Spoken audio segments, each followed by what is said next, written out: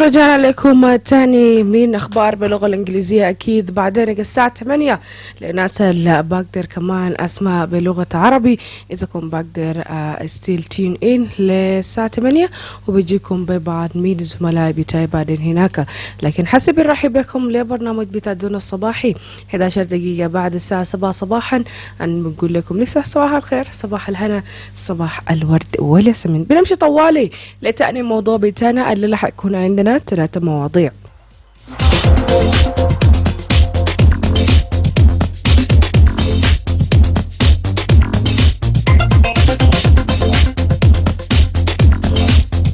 طبعا ويكند يجيبوا لنا حبة أشياء جوها كده.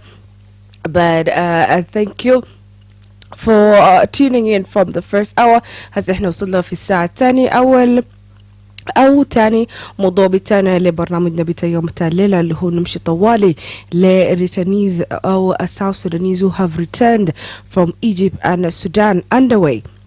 With separate initiative bringing home vulnerable nationals affected by the Sudan crisis.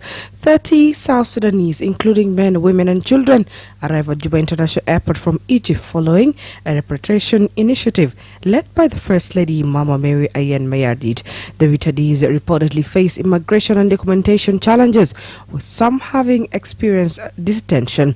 The First Lady office says the airlift operation will continue weekly as part of the plan to voluntarily spread it to 20,000 vulnerable South Sudanese from Egypt. Meanwhile, the first group of 200 South Sudanese also returns from Western Bahr Ghazal state has left Sudan's White Nile state for South Sudan. The returnees, part of about 600,000 South Sudanese stranded in Kosti, are traveling by road through Rang and Malakal to Wau, with the journey expected to take about 2 weeks. The initiative has appealed to humanitarian organizations, donors and businesses for food, plastic sheeting and other external supplies, especially during the rainy season. We go and listen to that will be Naomi Adio Mawen and David Lawrence Ambrose who spoke on regard to that, and then later as well and Lisa Bijasma Wintakum. We welcome the first group of our South Sudanese brothers, sisters, women and children returning home from Egypt. Many of them left during Sudan crisis and focused the difficulties because they did not have a proper travel document. We are grateful to Her Excellency, the First Lady of the Republic of South Sudan, Mama Mary Ayen Mayadi, for support their travel, their return and covering their travel expense. This is the first group and the process will continue every week until more of our people brought safely back home. Welcome home. We are happy to receive you back in South Sudan. الناس في غرب بحر غزال الموجودين عالقين في كوستي لهم فترة وهم قاعدين يعانوا حاليا من الأمطار ومن السوء الإدارة هناك والبيئة الكعب. عملنا لنا زول فوكال بيرسون في معسكر بيقولوا معسكر جماعية في كوستي، وهو قدر إنه يحصر أبناء غرب بحر غزال الموجودين هناك اللي هو العدد المستهدف هو 600 نفر. دينا موبلايزيشن في انه نلقوا فان بسيط اللي نقدر نرحل الناس. حاليا لقينا دعم بتاع 200 نفر. الفوج الاول يا هو امبارح كانوا طلعوا من كوستي هيجوا للرنج، من رنج وزير الشؤون الانسانيه اللي بينو اكول اطار وعد انه هيرحل الناس من رنج لملكال ومن ملكال هيجيبهم لواو. فدي فرصه انه احنا نضع المنظمات الدوليه، المنظمات المحليه والخيرين ورجال الاعمال والشركات اللي هم بيقدروا، لانه الناس لما يجوا لواو الناس كل زول مسموح له فقط يشيل 30 كيلو، وهم جايين في فترة الخريف هم محتاجين لمشمات عليه قالين يقعدوا تحته، هم محتاجين للحاجة البسيطة ما يقدروا ياكلوا، هم محتاجين للرعاية الصحية وده بكون هناك بعض من أصوات اللي هم يتكلموا بخصوص بتاع ريتانيز أو السودانيين جنوبيين اللي كانوا قاعدين في السودان، وكمان جنوبيين اللي كانوا قاعدين في مصر اللي ما قدروا يلقوا مساعدة. بالذات لما نجي في ناحية بتاع تأشيرات اللي هو كان احنا شفنا قبل 3 شهور في كان عملوا حملات بتاع اللي هو بتاع تفتيش بتاع فيزا، يزول كان ما عنده مايجريشن، يزول ما عنده دوكمنت. ده كان واحد من صعوبات القابل الناس كمان هناك في مصر. وزي ما سمعنا كمان انه حيكون في كذا رحلة الرحلات حيكون في غضون بتاع أسبوع بعد أسبوع، أو هم دايرين يصلوا لحاجة بتاع 20,000 إنه كيف يقدر يرجعوا جنوبينا في مصر للجوبا، وكمان برضو مساعدات بتاع جنوبينا في السودان كمان يقدر يرجعوا في ولايات بتاعهم المختلفة، أو يرجعوا لأراضي بتاعهم الهجرة بالسودان. لكن احنا قدرنا نسمع من نفرين، لكن زي ما احنا سمعنا with the returnees now arriving from Egypt and others traveling from Sudan, what concrete measures do you think are being taken to ensure all these people are stranded in the neighboring countries return home safely, and who will provide the necessary humanitarian support to those in need? Because احنا لما نجي في مساعدات اكيد ده بيكون بيتطلب انه في شغل كتير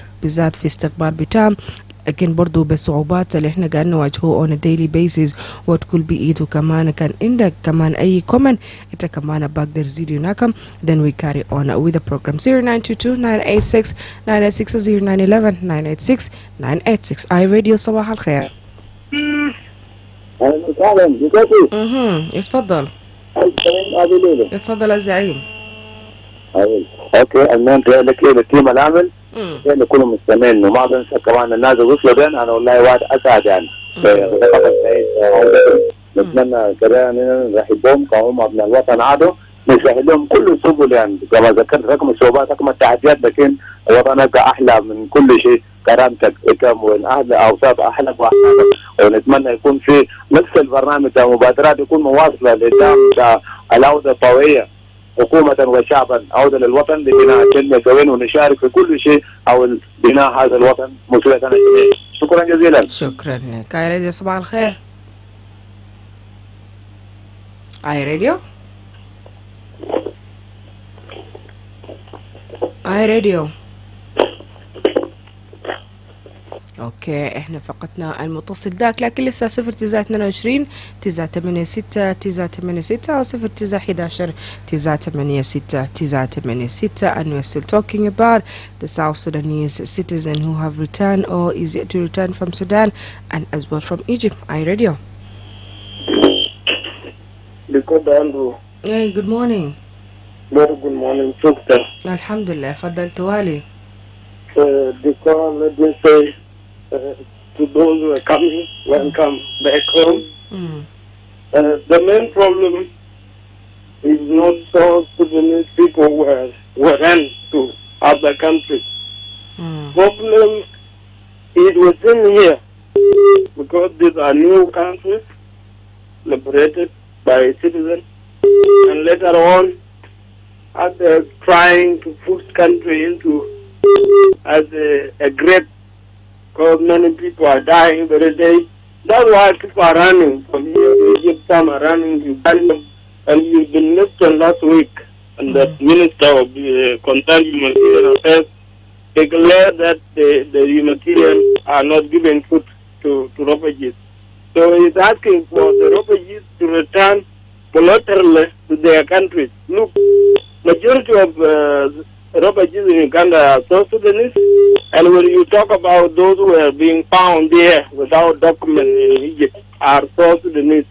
And they will not go there as criminals. You know, they went there because of the condition of the war, and people ran to Sudan. In 2023 war in Sudan, people ran to Egypt. So, what I want to say, it is our politicians who are always making country work. Let them return peace home, because we need total peace. If we have that total peace, I know that this country may be richer more than other countries that people are going to be there. So we have oil, we have other revenues, and we know that many foreigners that will be around here, not our people who are going to be in other countries, because we have our own resources. So let countries be peaceful. We need peaceful countries. That's why we put it in our own national anthem, it's there in our flag, it's there in the symbols of the nation. And all these things, they have to be put in action. They are not to be there just being seen simply. They are important to us. And children also are important to be at home. Thank you. Thank you so much. I read a good morning. بيكون صباح الخير للمرة الثانية. تفضلي طوالي. أنا بقول للناس الجو بتاعي سليم الجو من مصر ده، أنا داير أرحب بهم. أنا بتاعكم من السودان. الحاجة اللي أنا داير أقوله إنه البلد اللي انتم مشيتوا برا مشيتوا فوقه ده طبيعة بتاعك. انت جيت في بلد بتاعك، انت لازم بتلاقي في تحديات كتير، بتلاقي في ظروف بتاعت معيشة، ظروف بتاعت عمل، عطالة، حاجات ده كله يتوقع انك انت حتلقاه. زي عندنا أمراض بتلقاه، وعندنا اقتصاد التعبان ده كله انت بتلقاه. إذا انت كنت عايش هنا كويس، لكن انت جيت هنا انت بتعرف ده بلد بتاعك وفي تعب، انت جيت دور قلبك وينخرط في اي شغل اللي بيجيب مصدر دخل، يكون شغل اللي هو شنو؟ شغل بطريقه صح، ما شغل بتاع الاجرام، لانه في جزء منهم ابعدهم بكلام بتاع الاجرام. فانت اذا جيت بطريقه بتاع الاجرام انت حتودي نفسك للحالات، لكن انت جيت بطريقه الكويس وجابوك بطريقه الكويس انخرط، كان في زراعه يشتغل، كان في اي حاجه دخل يدينا تشتغل، ما تنظر لحاجات تانيين وبكره بكره تقول يا ريت لو كان ما جابوني من مصر. شكرا عليكم. شكرا لك. فعلا الناس تقوم هناك بنصائحك، ولسه احنا بنسأل منكم الكثير في خصوص بتاع موضوع بتاع التنيز اللي هم جايين من مصر، وكمان في تانيين اللي هم جايين بدوا مشوار بتاعهم في بين ولاية نهر النيل الأبيض كمان هناك، انه كيف كمان مندرجة في بلدهم. لكن بناس كله احنا مفترض احنا نعمل شنو احنا كمواطنين كمان، لانه استقبال بتاع ناس ده بكون ده بدفت المساحة، ده بكون إرشادات زي مثلا ما يتكلم فوقه، ولا انت بتشوف الناس دي لازم بيتساعد أو لا يساعدهم كيف؟ أي راديو؟ دكونا. فضل السلطان. ده برا دكونا. هنا برا بيال بتاعنا طبعا في بلدهم. طبعا لما هو كان صار في مصر ده جزء كان لما السودان كان واحد. في ذاته منهم ذاته ولدوا هناك ذاته كويس، وقعدوا هناك وقروا وادين ما قروا وادين قاعدين، فهذا كويس جدا عشان ما يرجع هناك. الموضوع دايرين المطلوب من حكومة يوظفوا في بلد بتاعهم، شوف له مشاريع القرى مع المناسب بتاعهم، المقرى شوف له مع المناسب بتاعهم، الفني يسولوه مع نفسهم، في اجرام خلي يوري له ولا اكوي جنوب السودان ده ما بلد بتاع الفوضى كمان نفسه الاجرام ما عمل في مصر ما عمل في بلدهم، انا ده بلدهم ليه؟ اذا كان اي ولد فلان مجرم هناك وجاي في بلده وده عمل جرام، وانا ما اقول لا سيب كلام ده يا ولادنا، أقول بيرا في بلدكم الجنوب ما زي مصر المثلات بتاعه. أي شعب المتعلم في حاجات ودار يجيب حاجات بتاع المصريين وان بعمل هناك جرام ونالف ونسيب هناك من المطار بتاع جوبا خليه يرجع هناك الكلام ده هناك كل يوم تصبح جديد البلد بتاعنا ده. أرجع السودان ما زي مصر في كل سلوك ما زي مصر. حتى لما بقول قال المصريين من الكعبين الجنوبيين كعبين كيد انت لما تنفسك مثل في سجن في وشنو في بعدين أطول شيء بدأ كليا كان يقول برا ما يعمل جرام ما يولي بسوق كده زمان في مصر ده. أنا كلاك كان بعمل هناك ما كويس وما في بلد بهيب الفوضى. يجي نبي أنت قاعد في البلد بتاعه عشرة قوانين بتاع البلد كلمة نيجي ترى قوانين بتاع الجنوب إذا كان مغيورين كان في هناك أكثر من جنوبين لكن ما عرفوا تبيع الجنوب. شكرا لكونا. شكرا. كان هناك السلطان جوزيف، لكن من هنا نمشي لفاصل لعنة بسيط ولسه النبي يسمع أصواتكم بعد الفاصل ده. Attention, attention. The Ministry of Health, Republic of South Sudan informs the public that an outbreak of Ebola virus disease has been confirmed in Ituri province in the Democratic Republic of Congo and in Uganda. States at high risk in South Sudan include Western Equatoria, Central Equatoria, Eastern Equatoria, and Jonglei. Ebola is a severe and often deadly disease that spreads through contact with infected persons, body fluids, contaminated objects, or sick and dead wild animals. Signs and symptoms include fever, severe weakness, headache, muscle and body pain, sore throat, vomiting, diarrhea, stomach pain, skin rash, and sometimes bleeding from the gums or blood in stool. Protect yourself and your family by washing your hands regularly with soap and clean water. Avoid contact with sick persons, body fluids, and dead bodies. Do not touch sick or dead animals. There is currently no licensed vaccine or specific treatment for the Bundibujo strain of Ebola virus disease. If you or someone you know develops these symptoms, report immediately to the nearest health facility or call the toll-free number 6666 for assistance. This message is brought to you by the Ministry of Health, World Health Organization, UNICEF, and partners.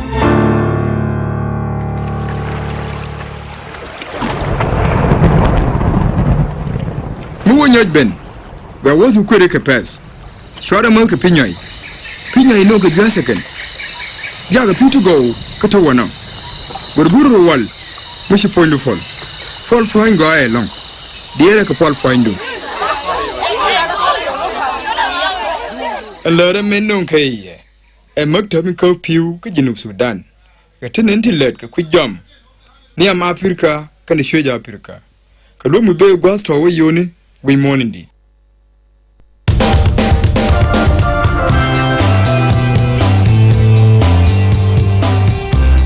أريد صباح الخير.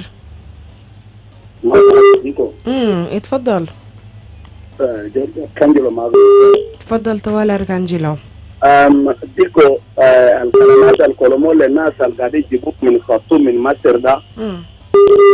إذا عرف ديكو عندنا في جنوب السودان أما في دولة ثانية لو في معاملة بين دولة ودولة ما تمشي الدولة دي ما قاعدة حمل المسؤولية بتاعت المواطنين في دولة ثانية عنده قرار ممكن يعمله لكن ديكو نحن عارفين بيانو نحن في نفسنا ذا في جنوب السودان نحن ما قادرين لو كنا نقطع علاقة مع السودان في جزء حاجات نحن ما بنلقاو كان كنا نقطع علاقة مع مصر في جزء حاجات نحن ما بنلقاو لو كنا مع كينيا يوغندا في جزء حاجات نحن ما بنلقاو ليه ديكو عشان عندنا كل ثروات بتاعتنا في لكن نحن ما قدرنا كيف عشان نستخدموا للبلد بتاعتنا إذا بشوف ديكو عندنا في وال هنا مصريين ده بيجي بيكونوا لافين في هلا ناس يوغندا كينيا ناس السودان ده بيكونوا لافين في هلا ده الشعب الجنوب يهودا ما في زول بسأله والله موتين يلا يقولوا يا أخي تكنا قاعدين تعملنا كده قاعدين تعملنا كده بعض يا ودي الناس كل دولة اللي جوانا قاعدين كلهم حكومة بتاعتنا ما قاعد تونس كله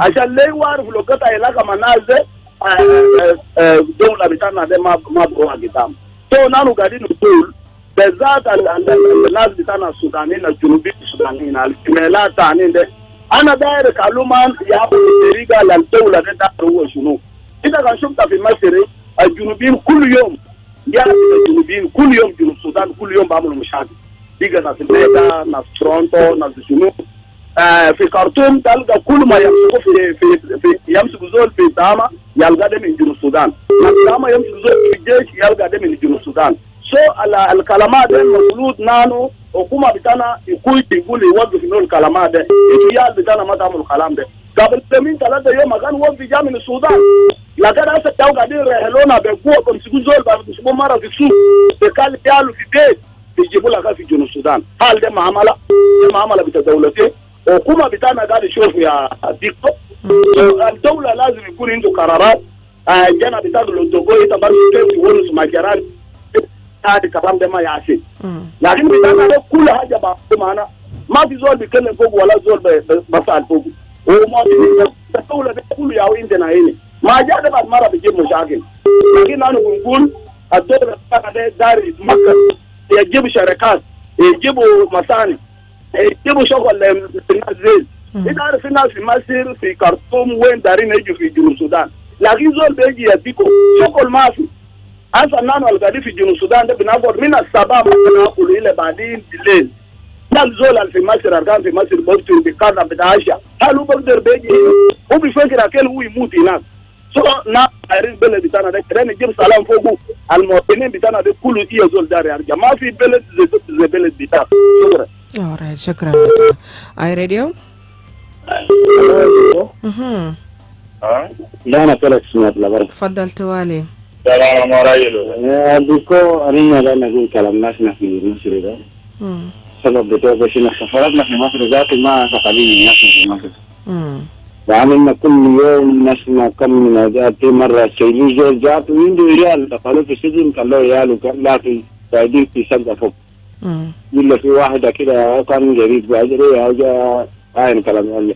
فأنا مناسبة أنا في أي زول ذاك الجنوبي ذاك البلد الثاني وأصلا ما في سفارة مسؤولة لأنه بقى عايش هنا لأنه بلد ما تنقل نعرفين جرامته كثير مجرمين ذاتين وأصابع وتبقى كده المسلمين نعمل لكم حاجات كده وتم تعرفوا في ناس قتلوا لكن ما بيجوا ذلك في ناس جابوا ذاته ما بيت قتلوا لو يلا جابوا حتى تاني قال لي أو ميت فلان لكن ما فلان ذاته حاجات دائما نمشي ما استفاد من الجنوب ده كثير لكن ما فاهمين بس إني أقام من نفسه يعني في حاجة كده يعني في حاجة أقام من نفسه حاجة سكين ترافات كده لكن ربنا هذا شادي من الأيام لأنه يا جرا جرا جروا جرا عندي وجرا ساكت يوم كتلا جابوا كل ما نسيا في تنين ما جانين ذاته عملوا حاجات في الناس لكن أنا ما قدرت أفهم سفرنا ليه فايدة السفارات الجنوب في ذات الدول بالليل ليش من ذاته من فايدة من شنو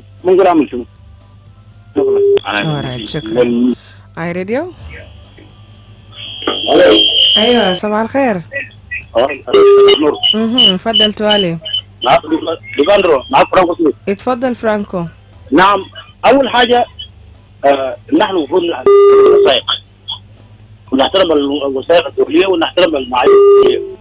الجنوبيين اللي بيمشوا في مصر زي السفاره ما عنده حق انه يقدر يكون زي الجنوب ماشي في الشارع زي الجنوب اذا كان ما عنده وثيقه المساندات بتاع الوثيقه بتاعت الهجره بتاعته ما عنده.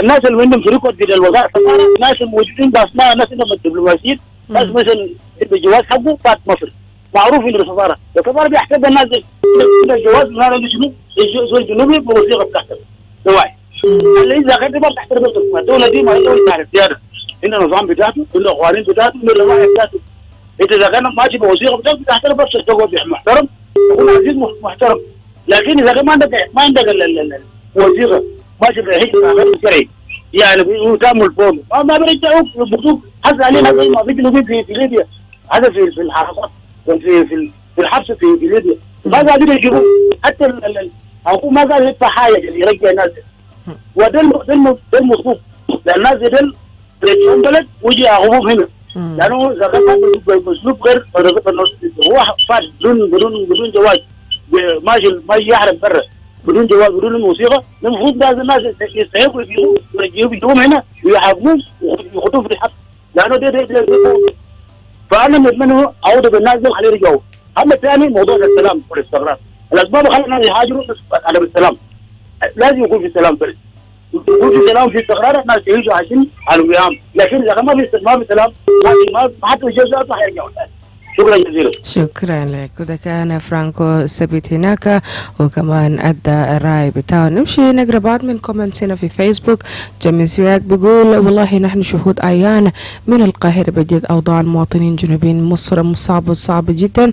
أولادنا معظمهم في سجون المصرية مطالبين الترحال أغلبهم ليست لديهم تذاكر. ونناشد حكومة جنوب السودان بمساعدتهم بترحيل الفوري. كذا ممكن أنا ما أعرف how is the process being done when it comes to evacuating or even bringing back the South Sudan nationals in Egypt, but I think the best option, James, they can reach out to the embassy and they see how they could be brought back because like إحنا كان قبل شهر ولا شهر وحاجة كان منظمة بتاع IOM أو سفارة بتاع جنوب السودان في مصر إنه هم وصلوا في اتفاقية على أساس إنه هم هيشتغلوا مع بعض إنه كيف يقدر يرجعوا those people who are willing to come back to South Sudan.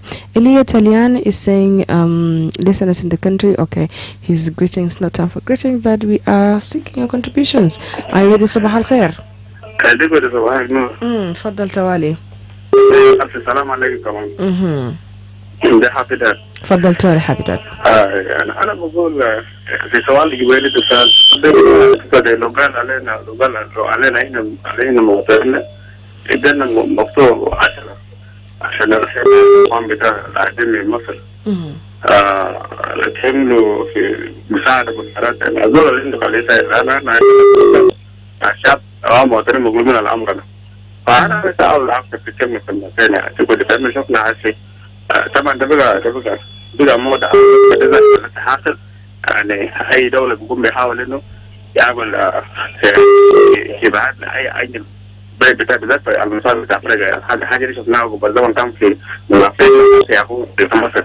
أنا حاجة أنا بقول أنا أنتم معذورين أن دي في مثال الرسالة حسي في مصر حسي يعني إلا تندى جانا الناس حتى مع الفترة قبل الزمن ورقة بس يا أخي أنا حسا أنا رجيت شعر جابوه مصر جابوه الزول ما إنه يعني الفكرة في إنه لازم مجرم ولا شيء لكن طبعا الحاجة اللي تكملت الجنوبيين هنا فأنا قلت له لو تبغى في جنوب قال أساسا أنا بحاول عشان أنا احنا ماشيين كده الزول لما نتكلم في الكلام ده دي ما ساكت ليه لأنه الناس بيحاولوا يشوفوا يعني يفتش حياة كريمة والظاهرة ده ما بس عشان قال نزل مصيرة ونزل حبين لكن البيئة بالتالي ما بيساعد تقدر الناس يعني إنه يعني أنا أحسن من شايفها في شارع واحد شركت أوروبا ولا كانوا ولا يكون في كتابه في هذا الكلام ده. فأنا بقول قال يعني المصريين اللي هم الجرمين في مصر الفاتوا هناك اللي فاتوا بعد مشاكل 2016 لازم عشان البلد بتعمل يعيشوا زي أي مواطن أي زول في أي بلد. لكن جاي لهم الإهانات يا ديكوري. أما بدأ السودان ده يعني طبعا يعني هو كان كل عودة من قبل الانفتاح كان في كان حاصل يعني لكن في ناس ما كانوا شغل لأنه قاموا مستوى هناك ما كان برنامج بنك ودولة مثلا يكون كارد طويلة ما تعملوا برنامج خلوا نزل بطول هناك يعني هذا الشيء اللي احنا وصلنا فوق فبالتالي بقول قال أفرض حكومة بدأنا خليها عارف إنه قال مسؤولية كبيرة والناس الممثلين جوا الممثلين برضه كله في المسؤولية بتاعهم يعني كلهم بيعملوا إيه بخليه يتعرض لمشكلة إحانة زي ده. آخر حاجة أنا بقول قال لو قال عندنا بنتعامل بالمثل بنتعامل بعرب المسيح يعني دي كده لسه كلام الكلام اللي أنا فيها أنا بقول عجب علينا عشان في نهاية ما هو موجود موارد في نهاية المسلمة. alright شكرا لك. عايرة صباح الخير. Hello, Dico Antel. Hey, good morning. تفضل توالي دين سانتو. ديكو أنا بقول أنا متفق مع فرانس في القلب قبل شوية. أول حاجة دينا نفهم كجنوبيين. وماشي في البلد الناس يعني البلد دي ماشي فوق نفس خالص. وإنت لما تخرج بلنا مفروض يكون لك بسندات الحاكم. الشهرينات برضه اللي سألوه بسند تبرد بسند وبسند ذا عنده مدة بنتهي. أداك متبت السفارة قبل جلاتة قبل مدة تنتهي. أنت تعترف نفسك لقد ما تقول البلد بتاعك. لكن لو دخلت بس أنت باعت مدة أي وثيقة وأنت البلد ده احترمك كيف؟ عشان كده الجنوبيين المرة بلقى بانا هاي الجنوبيين ده وثيقة بلقى كله كشا وبمسوق لنا تابسي أنا بعد أنت قبلت جريم مخالف لدولة ده فأبو نفع فنينك الجنوبيين أنت لو دار تمشي برا يبقى وثيق وتأكل ما بنفع بينا بلقى يزور برا لازم اللي نحترمه ونجي نقول لو كنا ربنا سواء ترى وصل بيننا عجالة بينا لوغانديز لافين اللوغانديز أدوان لافين إنه يوم بنادوم إنه يوم بنادوم عملوا كشينا عشان إنه يشوفوا بتجي كيس ويعملوا بخامة فتوى البروج بعترب القانون تاجر مسؤولات فأقول لنا ده مفروض تعمل بعد هذا كان دول ثاني يطلبون alright شكرا لك كاليس. وبكذا كمان وصلنا لآخر موضوع بتاعنا أو من comments بزادنا من نجي في موضوع بتاع ريتانيز. هسه بنمشي نسمع ل group of countries which have warned that South Sudan at risk sliding back into civil war unless peace efforts are strengthened or revitalized peace agreement is fully implemented. لكن ده بكون بنجي نسمع له بعد الفاصل ده. وأكيد أخذوا لسه وما دنت جدال and أكيد we are still going to engage ourselves together. We go for the break and we'll be back. كبر وزارة الصحة في جمهورية جنوب السودان بيوري لكل ناس وبيأكدوا إنه في انتشار مرض فيروس إيبولا في مقاطعة إيتوري بجمهورية كونغو الديمقراطية وفي يوغندا، وولايات المعرض لخطر كبير في جنوب السودان ومن ولايات غرب استوائية الوسطى شرق استوائية وجونغلي. إيبولا مرض خطير وممكن بقتله وبينتشر عن طريق اتصال أو لمس زول اللي عنده مرض ده أو سوائل البطالة من جسم تومن أو حاجات الملوث وحيوانات غابة العيان. أعراض وعلامات مرض ده حمى، ضعف شديد، وجع راس، وجع في عضلات الجسم، وجع في حلق، تراش، إسهال، وجع في معدة، حساسية في الجسم، مرات نزيف أو دم في خرى. حامي نفسك وأسرتك عن طريق تغسل الإيدين بنظام بموية وصابون، وما تكون قريب شديد بزول اللي عنده عيان ده أو سوائل البطالة من جسم تومن أو من جسم الميت، وما تلمسوا حيوانات العيانين أو حيوانات الميت. حاليا ما في تطعيم مرخص أو علاج محدد لسلالة تابونديبوجيو من مرض فيروس إيبولا. كان ظاهر ليتا أو لأي زول اللي تبعرف أعراض ده تبيوري لأقرب مركز صحي أو تبدوغو في رقم المجاني 6666 عشان بلقوا مساعدة. رسالة دي مقدم لكم من وزارة الصحة، منظمة الصحة العالمية، يونيسيف وشركاء. Every product, every journey, every successful business begins with one thing: logistics. Imagine an Africa where borders create opportunities, not barriers, where goods move faster, businesses grow stronger, and innovation powers prosperity. That future begins in Juba, South Sudan from the 25th to 27th August this year. The magnificent Pyramid Continental Hotel hosts the 7th Global Logistics Convention. Pyramid Continental Hotel. 3 unforgettable days, one powerful gathering. Meet industry leaders, policymakers, investors, freight forwarders, transport innovators, and business executives shaping the future of African trade. Explore cutting-edge logistics solutions, build strategic partnerships, unlock investment opportunities, and discover the next chapter of regional integration and economic growth. Will you be there? Register today at www.globallogisticsconventions.com. Hosted by South Sudan Freight Forwarders Association, powered by Capital Pay, VI Service, Kun Climate Center, Corporate Bank of South Sudan, in collaboration with the Ministry of Trade and Industry, Transport, Road, Bridges, and the South Sudan Chamber of Commerce. GLC 2026, where trade meets opportunities and logistics powers growth.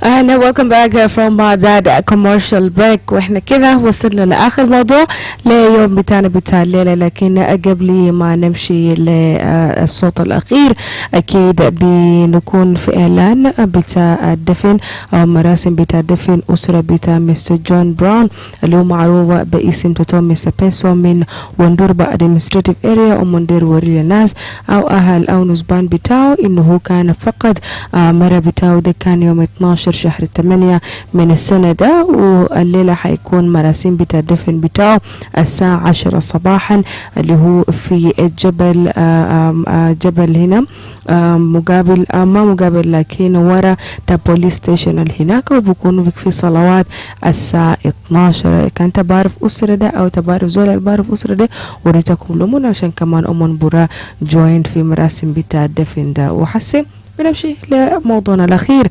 A group of countries have warned South Sudan risks sliding back into civil war unless peace efforts and strengthened and revitalized peace agreement is fully implemented. Representative of Colombia, France, Greece, Latvia, Liberia, Panama and the United Kingdom and Denmark says continued violation of the peace agreement are threatening peace and security in the country. They also raised concern over declining representation of women in political and decision-making, positioning saying the 35% quote provided for in the peace agreement remains unfulfilled. The country's father says a conflict related to sexual violence, intimidation of women, human rights defenders and displacement of women and girls remain a serious concern. They are also calling for an immediate end to hostiles, investigation into violation, accountability for perpetrators and full implementation of the peace agreement. We go and listen to the representative where they call for the renewed peace effort, and we hear what you have to say, and we'll be back to you. We, the representatives of Colombia, France, Greece, Latvia, Liberia, Panama, the United Kingdom, and my own country, Denmark, all signatories to the shared commitments on women, peace and security, believe that peace efforts must be strengthened in South Sudan to avoid the country collapsing back into a civil war. The revitalized peace agreement is repeatedly violated, threatening peace and security in South Sudan. Women's representation in political and decision-making positions continues to fall short of the 35% quota set in the agreement. Conflict-related sexual violence continues to be used as a tactic of war, and women human rights defenders and women's rights activists face ongoing intimidation and harassment. Nearly 60%, more than 250,000, of those forcibly displaced in South Sudan since the start of a year are women and girls. The most critical situation is in Jonglei State, where hundreds of thousands, including around 192,000 women and girls, have been forced to leave their home. The following action points are crucial. First, we demand the immediate cessation of hostilities, as well as investigations and accountability for violations of international humanitarian law and human rights law. Second, we condemn all acts of sexual and gender-based violence and stress that survivors must be given access to comprehensive sexual and reproductive health services. Third, we urge the full implementation of the revitalized peace agreement, including the 35% quota for women's political participation. Fourth, we call on the authorities to cease intimidation and arbitrary arrests and ensure a safe and enabling environment for civil society, especially women human rights defenders. And finally, we express our full support for UNMISS and urge the transitional government of South Sudan to cooperate fully with the mission. We urge the continued deployment of women protection advisors and gender advisors. We underscore that women's leadership and meaningful participation remain indispensable to sustainable peace, reconciliation, and democratic transition. We look forward to continue to working with all council members, as well as the national, regional, and international partners to bring South Sudan back on the path to peace and justice. I thank you. And of course, those were the calling, or of course the urging from the group of countries in which they are warning that South Sudan risks sliding back into the civil war. But again, when it comes to the countries, they're also urging the transitional government to cooperate fully with UNMISS to ensure a safe environment for civil society, particularly human rights defenders.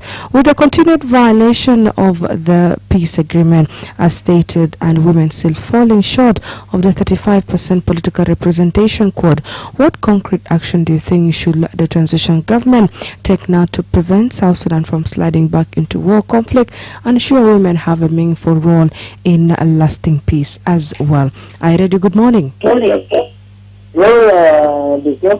صباح الخير. أنا زبهني والله يا دكتور كلام تمثيل المرأة في تبغى سلام وضد الكل يا دكتور أنا قاعد بزاد أنا ما عندي إحساس إنه في نجاح لأنه المرأة ذات اللي كنت هناك في مسؤول داخل المرأة ذات أو بسير المرأة من حاجات اللي في له لكن أمينة ده بالذات أنا ده والله ما عندي إحساس إنه أي حاجة بنجد على المرأة لأنه حاجات الماشي أصلا ما حاجاتنا كان دايرين ما أجل مسؤولة أجل برلماني أو من كنا لا أسعد ما فيش حاجة للمرأة بالعكس المرأة ذات تعبان في البلد ده يا ريت كان قال من بدري كان نفس مشاكل الجندر بيس فايلنس ده كان وبعاير فوق من بدري إنه كان في ناس حكموه وفي ناس عملوا فوق كم حاجات لكن ما حصل أنا بس قاعدين نسمع بس يعني حاجات ده بس في إعلان بس بنسمع لكن تنفيذه ما معروف بنفس كده فتمسك مرة بسنا قال مجرد كلام بس لو بعدين إنه هذا مثل نفسه أنا بتمنى يتمثل لكن لو مثل نفسه بعرفنا نهاية أنا كان دارين بس هذا يعمل نفسه لأنه أصلا إنه وما ده ويا مرة وما ده يا مسؤول لجول اللي alright شكرا لك اي راديو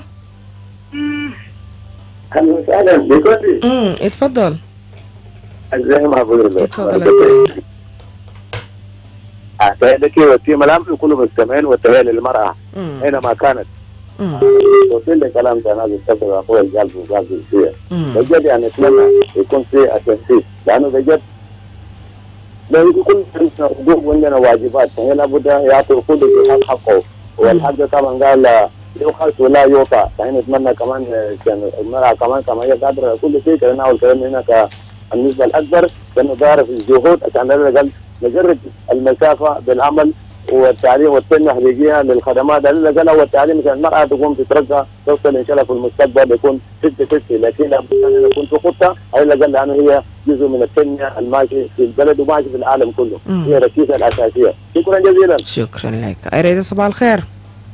Because Andrew. Very good morning again. A very good morning to you. You're welcome. Yeah, thank you. This will make us for others who are not the whole me. Because Andrew, it's really important to listen on those foreign embassies for their statement for the revitalized peace agreement. Because when we talk on the root cause of South Sudan, peace is not in place. When you investigate it well, you get they are part of that problem because they are friends of the others here and they are supporters.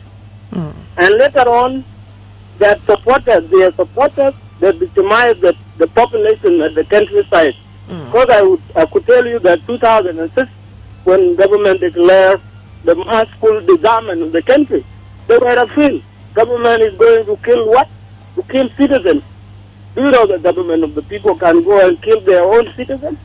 Government were planning to go and disarm the unlawful workforce. And that they enter to them, and then they say our people not to be disarmed. And look at the weather right now. People are killing themselves like just cockroach. Are they not part of it?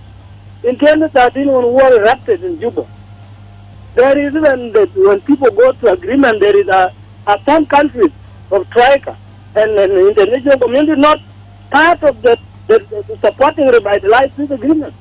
What are they blaming?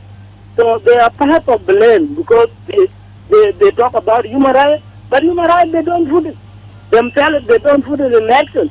If they are putting into the action, why they don't bring these people together? Because these people, whether parties in the government, whether parties outside, they go to them. They go to their own country. You know, some go and beg for war material. Then they have been given to them. What kind of the lasting peace they're talking about it? I want to tell them that if you are stopped supporting them, they will accept peace. You know, they will implement this peace. But if you are continue with them, okay, government of Material is not good today, we will bring this. You are contributing. So we don't want your contribution on this disagreement. We want you to come on the line that you want citizens of South Sudan to be rest in their own country. Talking about between men and women. This issue is not international issue. It is our home issue here. We could care because there is family, there is man, there is woman, there is a daughter, there is a boy. So these are issues of family. They don't want the international community to intervene. So intervention, it is another problem. All right. Thank you so much for giving opportunity to others as well. This is what I want. Thank you. Are you ready? Good morning. Good morning, David Magog. When we hear the statement from the outsiders, it's correct. But what is needed in our country is, first of all, let us accepting ourselves that we are South Sudanese. Number two, let us accept this country is our country, and it is an independent country like other countries. When we know this, what is needed in the country? We need to stay together. We need peace. We need to unite people. We need to lead the country in a peaceful manner. So what is needed from our leaders, let them prioritize what is so-called dialogue. When they dialogue and forgive each other, it is very easy to proceed with the leadership of the country. Instead of coming outside, the people of outside are much concerned about the lives of the citizens of South Sudan. But why are we not concerned about the life of our people? Why are we not concerned about the leadership of our country? What is the difference between us and the rest? The one who created every human being in this world is Almighty God, is God. So even though you are white or you are black and whatever, you are being created by God, and brain is the same. Why are we not accepting the leadership in the country? So apart from the compliment coming outside, let's make dialogue and we correct all the mistakes and we proceed like the other countries. That is a very simple thing that we can do.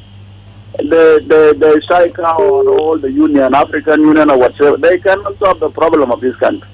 The simple thing as a method we can use as South Sudanese, accept the country, accept ourselves, forgive each other, and we correct all the mistakes. Thank you. Thank you so much. So David Magog بكون آخر متصل بتاعنا ليوم بتالليل. Thank you so much for being around with us since the hour of 6 a.m. in the morning. أنا أكيد لما نجي في برلمان مجاني بنتكلم till the بين done. Our quote of today: the strength of a nation drives from integrity of the home that is confused. And as we reflect today on the returnees from Sudan and the standard in Egypt and Sudan and the expansion of electricity access in Nimule, we are reminded that development is not only about bringing people home but also about creating the condition for them to rebuild their lives. From supporting returnees with dignity and expanding reliable electricity to business community, strong leadership and collective responsibility are external to building a better South Sudan. Keep your eye on iRadio for trusted news and information from across South Sudan and beyond. On behalf of the Dawn Show team, thank you so much. Up next, news in Arabic with my colleague Baria Johnson. Then Mininaka